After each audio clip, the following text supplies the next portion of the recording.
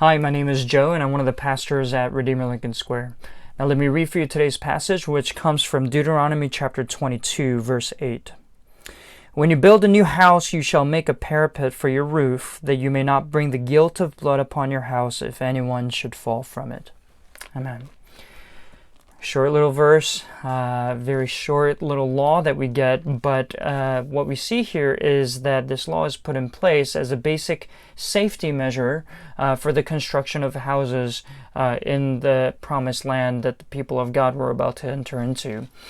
Now, what we see in the roof of houses in the ancient Near East, not unlike the apartments that we see in New York City today, these roofs were flat and were regularly used for a variety of purposes, like entertaining guests if you had them over, or even sunbathing and sleeping like you would see on a New York City rooftop nowadays, but also for other purposes like drying out and storing produce at the time. And so what that meant was, because there were so many things that were going on in the roof of these houses, that people were in constant danger of falling off unless a barrier went up. Now, if you to look at other Jewish literature at the time that comment on this law, they would say that one has an obligation to block or remove anything on one's property that is capable of causing death or injury, whether it's a dangerous pet that is on the property, a faulty ladder, or even a vicious dog. And so here we get an early look into an example of something like a building regulation. And it was meant to protect not just the family and guests of the homeowner, but it was meant to protect them from the guilt of bloodshed. Because if someone were to have a fatal fall, the homeowner could be found guilty of manslaughter. Now, here's another instance that we get where we're reminded that, yes, we are indeed our brother's keeper.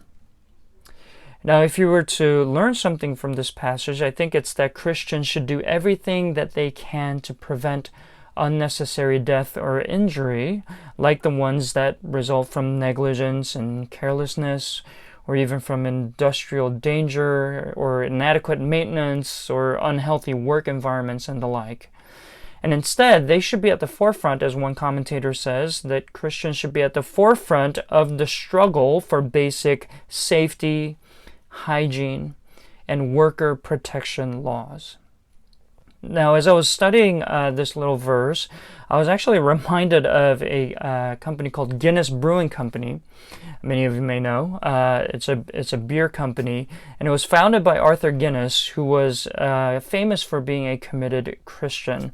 And we know from the early part of the last century that they were very well known for their concern for employee welfare. So to give an example of the kinds of things that they were known for having salaries, for starters, that was always around 10 to 20% above the Dublin average where the company was founded.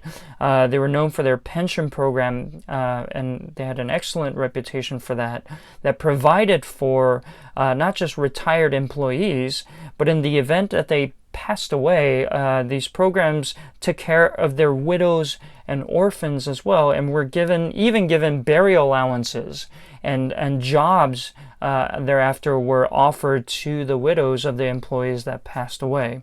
They're also known for their excellent healthcare program, where they had doctors, dentists, pharmacists, and even masseuses on premises. And this was groundbreaking stuff long before the days of swanky tech offices and all the perks that they offer today. We see that employees were given paid holidays, they were given travel expenses, free meals, and perhaps my favorite part, even a beer allowance day to day. This devotional is not meant to be an ad for Guinness beer, but it did make me question, what if Christian-owned businesses and companies were famous for the way they treat their employees and honor their life, to make sure that they were taken care of?